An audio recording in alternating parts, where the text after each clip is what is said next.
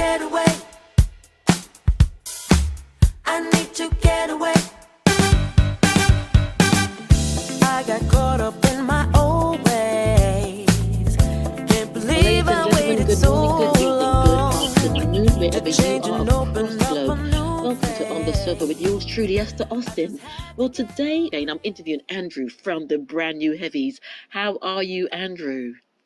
I'm doing fine. I'm in the middle of the promotion of our new album, so it's been quite an intense day of interviews and just talking about the album, which is lovely. I usually ask my guests in a nutshell, in a peanut shell, or in a crab shell, who is Andrew, and then who are the brand new Heavies? Andrew is a bass player and a musician, and a lover of music and a lover of my family, and I'm a dad and a husband. Yeah, it's been a long time in the industry. I started the band about 31 years ago. Yes. And it's strange because one minute I'm a dad, next minute I'm on stage playing a guitar. So it's how we say. Excellent. And it's interesting because one of the questions that I had for yourself, Andrew, that yes, you've been around for 31 years. And how do you feel you have matured? You know, it's that whole thing like fine white or cheddar cheese. How do you feel as an individual you have matured, but also as a group? As a group, we it's strange because we're a band that haven't released a lot of music. We've had 3 big albums and lots of other smaller albums around the periphery of our career. So we just because we're unsure, I think every time we go on stage, it's like it's like starting again from scratch. Wow. We're always continuing to learn how to play our instruments, to learn how to deliver the songs to the public without getting bored, because we've played a lot of the songs thousands of times. So the maturity, I think, isn't as prevalent as it is with other bands, because we're just kind of, I don't know, we just love that moment where we start playing Never Stop or Spend Some Time, and the crowd light up and they start dancing. So yeah, it's a bit like being a DJ in a way. Love that. And it's interesting because your songs have something about a connectivity and an empowerment, and also they really capture the intricacies of life and love and all those wonderful things. And I guess the next thing would be, how do you all navigate your own personal lives as a band on a daily basis? So what is it that keeps you all sane and grounded and connected on a daily basis? I think not being mega successful. I mean, we've sold just under 4 million albums over the years, and we've had 16 top 40 hits. We've been on top of the pops. We've been nominated for Brit Awards, and Grammys and stuff. But we've never quite been at number one and been mega successful. So I guess that's always kept us away from distancing ourselves from real life. And also, we come from quite traditional backgrounds. I mean, healing, and we've also all got kids and wives and families. I mean, I've got particularly young. I've got a 3-year-old and a 7-year-old. So is Simon. Simon's got a 4-year-old and an 8 or 9-year-old. So that really grounds you. 9-year-old. So that really grounds you to the point where, yeah, I mean, I feel quite young sometimes, but mentally young, but physically quite old. But yeah, all that grounds you, and it keeps you in touch with reality. And what was the reasoning behind bringing H? What's the story behind that, Andrew? That's what musicians do. That's what bands do. You keep making music and keep writing, and after a certain point, you've got a collection of songs, and you want people to hear them. And also, I'm not going to lie, it's a commercial endeavor as well. We've got mortgages and school endeavor as well. We've got mortgages and school fees and stuff to pay.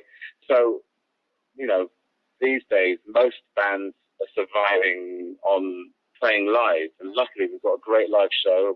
And we do 30 or 40 shows a year, and we've never stopped really touring. So sometimes enhance the live show by having new music. It's almost like marketing for the live show. But this particular album we took very, very seriously because it was a bit of a comeback, especially after one of the core members left a couple of years ago, Yankee Cade. Yes. So we thought we've got to show the fans that we are still here, and we're fully capable of continuing without one of the main members. He's off doing something. I'm sure he's happy doing it. But so we put a lot of time. It's taken us just under 2 years to put this together because we had to do it properly. And that's the reason why we did it. And we wanted to work with lots of different people that we've accumulated over the years that are big fans of the band, including Mark Ronson and Beverly Knight. Yes. India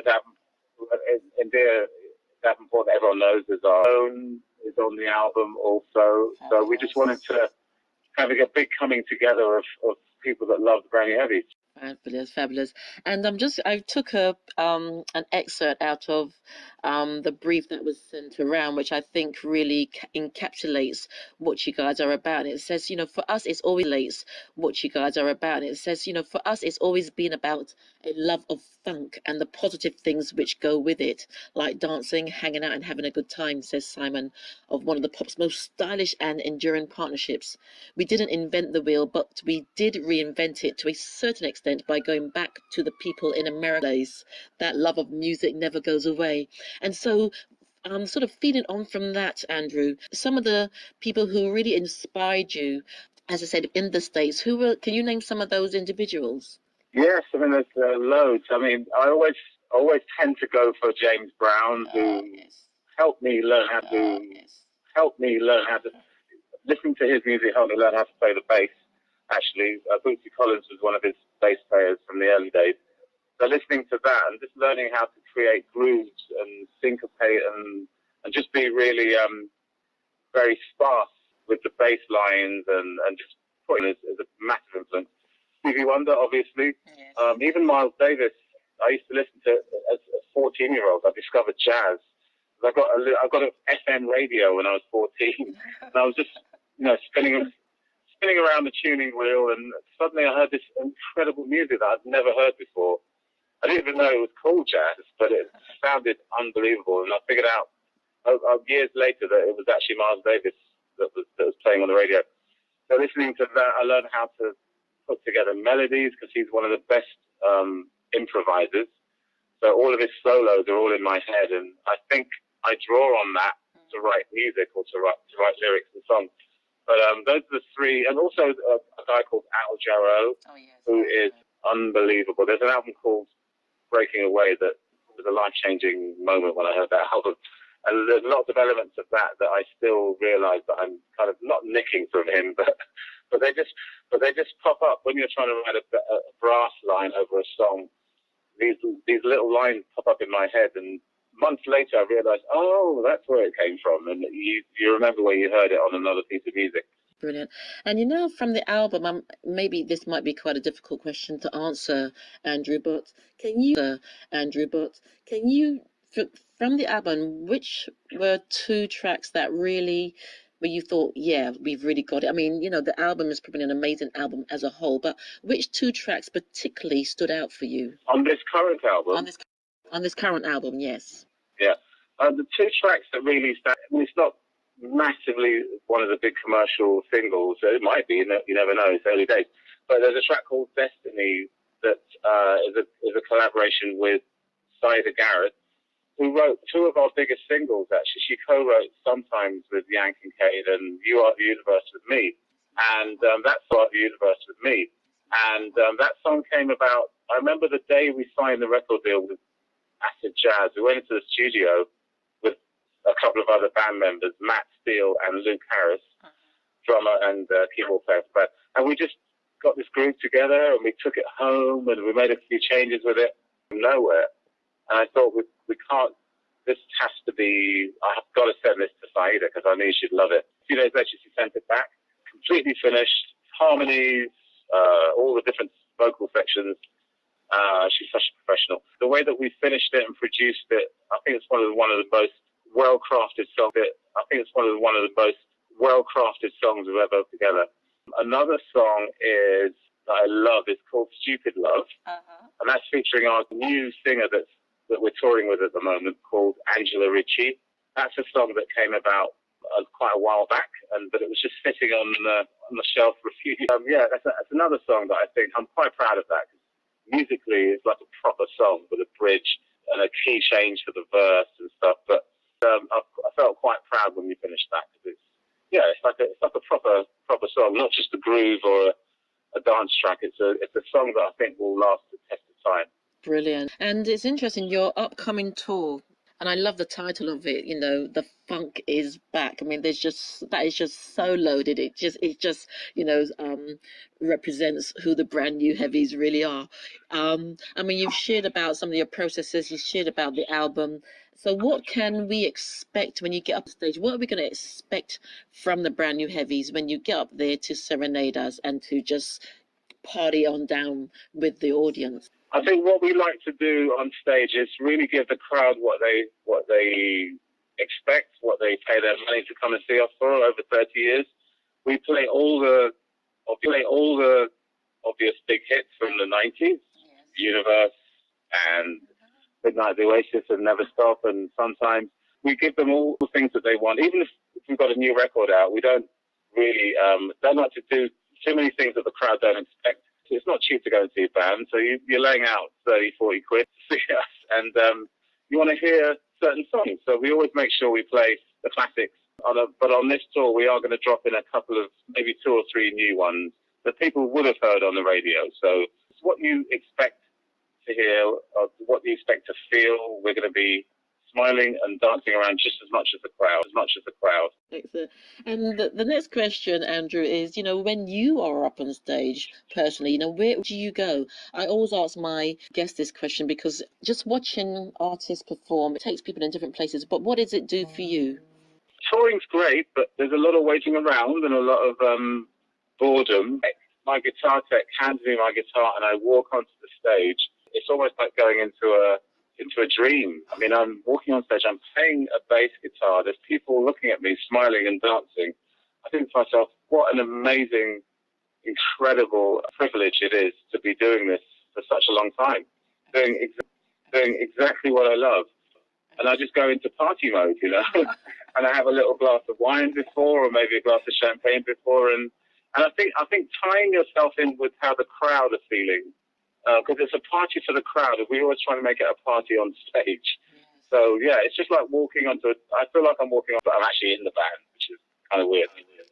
Fantastic. And I guess the sort of last question is, after your tour, because your tour goes on in the UK until Saturday, the 23rd of November, when you round up in Northampton. And so what plans have the brand new Heavies after this? Is it, another few years before we hear from you again? No. We've actually got a proper grown-up record deal now, so they're already talking about what the next... They're talking about what the next record is already. We're already discussing when it's coming out and when we're going to record it. And so, probably, you'll hear another album from us. And we are continuing to tour. I mean, if you go to our Facebook or website, tbnh.co.uk, you'll see lots of other dates apart from the ones in October and November. We're in Japan next week, Budapest this weekend, Budapest and Copenhagen. So we're everywhere. We're everywhere. We're just touring and trying to make people happy. Excellent. And I did say that was the last question, but there is really one last final one. What is the basis or the ethos of your music? What is it that you want your audience to feel and to understand? I think just haven't really. It's not a contrived thing, but if you listen to a lot of our lyrics, they're very uplifting and very positive. Definitely. It's almost like a self-help book. Definitely. Especially this album, particularly. I was laughing with Simon about it.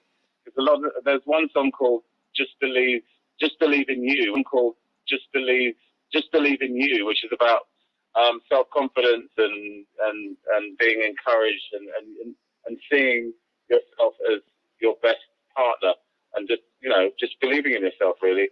There's another song called "Destiny," which if you listen to the lyrics of that, you'll realize that it's about a similar thing, just being confident and going for it. You know, a lot of our songs are about, you know, self-motivation and uplifting and just feeling positive and light.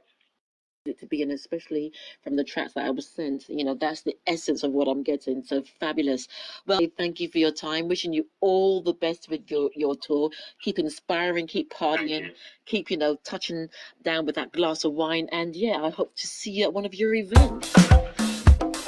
Hope to see you soon.